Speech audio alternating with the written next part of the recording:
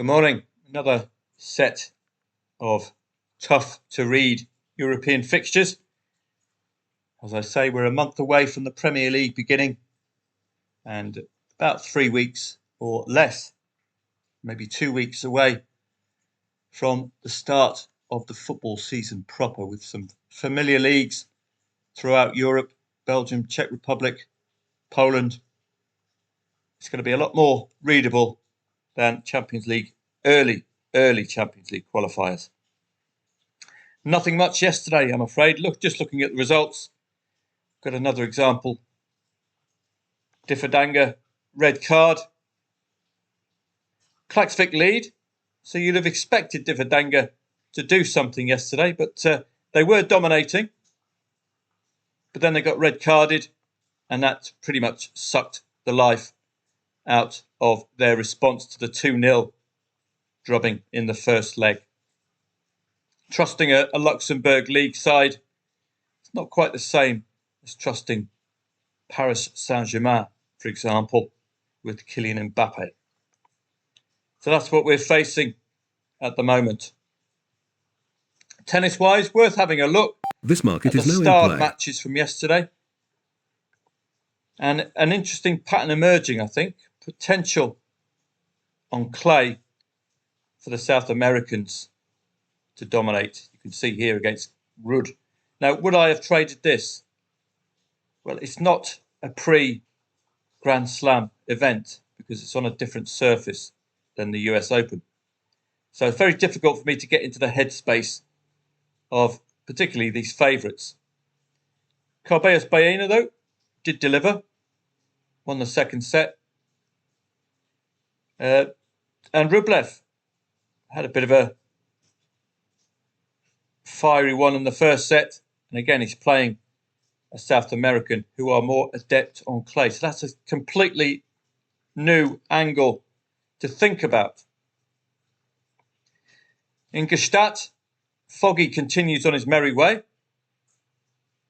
So you could have made a profitable trade there.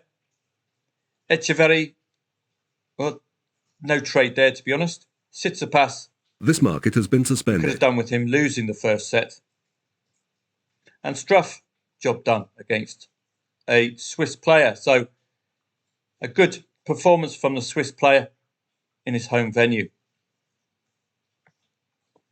Zverev, job done, 1.08, 1.25. Karandulu, again, we're on clay.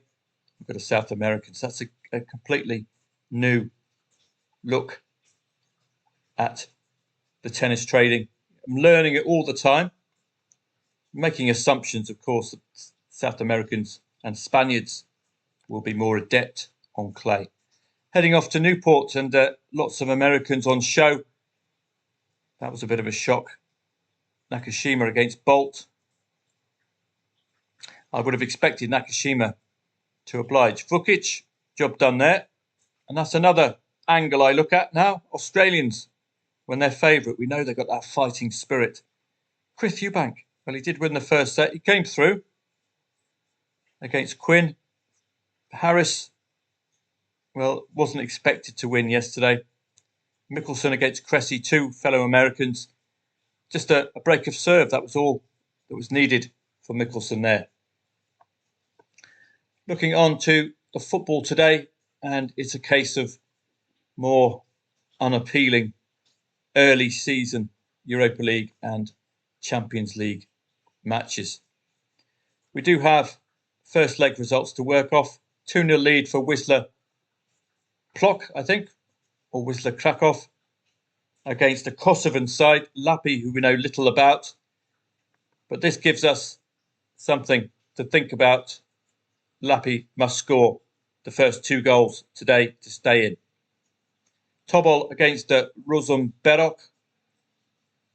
It's a 2-5 lead for Rosenberok in the first leg. So what the market's expecting is Tobol is likely to win, but Rosenberok likely to keep them within the bounds for an aggregate win. So they've got 3 goals to play with, Rosenberok. So if they only lose 2-0, they'll be okay there. But an interesting change in the odds, and you see they're shortened as well. Elfsborg, I think, had a comfortable time. 0-3 win against Paphos. So 2.2 the favourite is saying that they're expecting a response from Paphos today, but with Elfsborg keeping them within the aggregate scoreline to get the win. Sheriff, we're expecting them to do the job because they should be in Champions League football. But only the 1-0 league for Zira, that would be one to look at today. I think very familiar name, Sheriff Tiraspol, been playing the likes of Real Madrid in the Champions League a few seasons ago. And there's only a 1-goal deficit. 4-0 for Hornadora in the first leg. Pax must get out and at them. Maribor against Botev Plovdiv. It's a 1-2 Botev Plovdiv win for the first leg. And again, this is another. Maribor have been in better European club competition. They are favourite and they are a goal or so down. So that would be another one to eye tonight. In the Conference League, KUPS from Finland, we know very well. 0-0 from the first leg. So a complete lurch now in the favourite of the Finns. Is the market going to get this accurate? They got HJK Helsinki completely wrong. They were done over 2 legs. Uratu from Armenia, 2-1 up. So this isn't over. They're playing an Estonian side. And very strange odds for just a 1-goal deficit. Inter, 1-1 from the first leg, all to play for. Levadia, 2-0 from the first leg. This is an Estonian side, 2-0 up. So this Lithuanian side must be very poor indeed if an Estonian side is such short price favourite. Zordino, 4-2 lead for Milsami from the first leg. Zordino will, I hope, gain something out of the 2 goals. Shelburne, only a 2-1 win. Derry City are the other side to look at as well. Job not finished just yet because there's only a 1 goal in it, but I would expect Shelburne to navigate over the 2 legs. Zalgiris, 2-1 from the first leg against VPS, another Finnish side. Familiarity with VPS, so I will star that one. I'll be around for these, but please don't expect too much from me at this stage of the season. We're going to get absolutely inundated with quality football. This is not quality football. 2-1 paid in the first leg against Bala. So Bala must score the first goal. Dinamo Tbilisi, familiar name. 1-2 league for Morna Bar. So we've got an odds-on favourite, Dinamo Tbilisi, expecting to respond to that. So that would get a star from me. Because they're at home, strong favourite, and they're goal down. They must score. Dudalanga, 1-0 lead against an Andorran side. Marks, 1-1 against Partizan, so plenty to play for there. Connors Key, 1-0 lead for Connors Key against Bravo. That is, wow. I would expect Bravo to respond, particularly the first leg. Well, we don't have a look at the stats, but the first leg stats were good for Bravo. Islok, familiar name from Belarus, 1-0 lead against San Marino or San Marino, I would suspect. But very strong favourite today in Belarus. Tirana, 1-1, so plenty to play for there, so effectively as you were. No away goal rule. Noah's going to park the arc as he did in the first leg, 0-2 lead.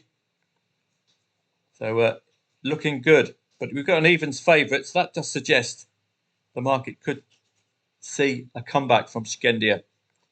Vikingur, 1-1, so all to play for there. Valor, 2-2, so plenty to play for there. So a few draws from the first leg. Derry City, well, they're expected to overturn this 2-0 deficit. That's another one to star. 1.17 suggests they will do today in full. 3-0, 3-1, any other home score. Stjarnan against Linfield, 0-2 to Stjarnan. And the market has Linfield as favourite, but could you trust this Northern Irish side? Floriana, 1-3 to Floriana from the first leg. And the market is suggesting that this is just too much for Trepena today. Buduknost, 0-1 lead. And we've got an evens favourite. I do like to look at that kind of configuration. A home favourite who need to score. Sarajevo, 1-0 lead. Very tenuous lead, 2.5 the favourite as well, suggesting Aktobe are given a chance. And Breidablik, 2-3 lead against Tikves. This could be interesting. Must score the next goal. So it's an interesting pattern. We see it quite a few times. Odds on favourites at home, about a goal or two down, must get the win. So the ones that have starred are the ones which look more readable. I will be up and about for you today for these competitions, but they're not the greatest set of teams in the world. And we've seen consistently the market getting some of these teams woefully wrong as far as the odds is concerned. It's very difficult to weigh up two teams from completely different countries who are highly unlikely to ever cross paths ordinarily. Tennis-wise today, we continue our mismatches in surface compared to the next Grand Slam, which is on hard court, which makes life extremely difficult to trust. Nadal 1.53, suggesting he's going to have a struggle against Cameron Norrie today. A big lurch from 1.01 in this first round to 1.53. He's probably been paid to play in Bastard as Rafa. Probably getting an appearance fee because he's not quite the battle-hardened fellow he once was. Got a couple of Portuguese, I think, pork and cheese, playing each other. Could find each other's game to each other's liking. So this could be one to take on Borges if he wins the first set. They'll know each other from the Davis Cup. Gstaad, Algo Elysium, a marquee name. Berrettini, odds on 142. But again, we've got to change the way we look at the matches now. We're looking under clay. It could just be that some of these players dominate on clay. Some of them don't. Looks like Berrettini looks okay on clay, doesn't he? Kekmanovic, he was 47th in the world. That was his only recent loss. And Rune, 17th in the world. So it takes a top 50 player to have beaten Berrettini recently. He's playing 142nd Galan. You need to just check whether he's 142nd because he's been injured recently. No. 5th of March, he had an illness. But this is another South American on clay. They do like clay. So that would be my only real angle in here. The potential for these South American players to play a lot better on clay court. You saw that Montero win yesterday. Zverev likely to continue in front of his home fans. Rune, tough match, but he got through. He's playing Trungelliti. Or did he get through? I think he did. Yeah. And looks like we had a walkover for Trungelliti with only a one set played. Again, a South American on clay might interest us.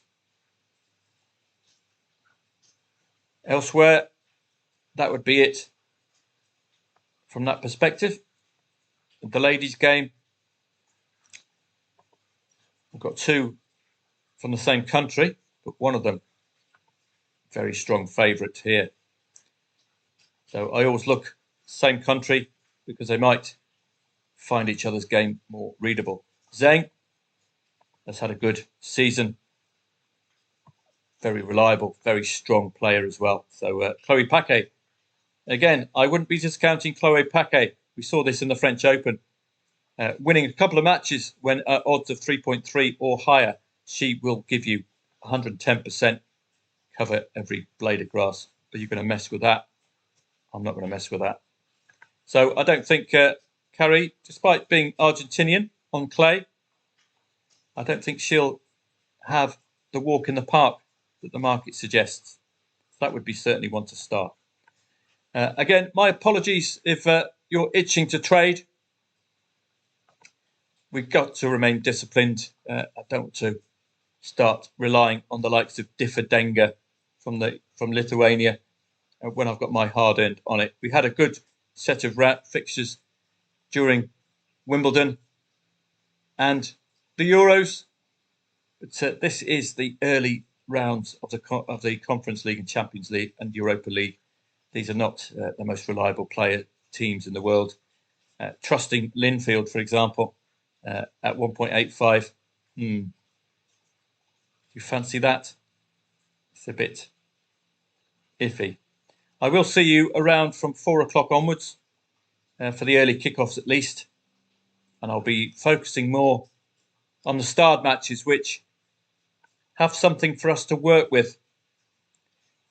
0-0, for example, you'd be targeting that to end.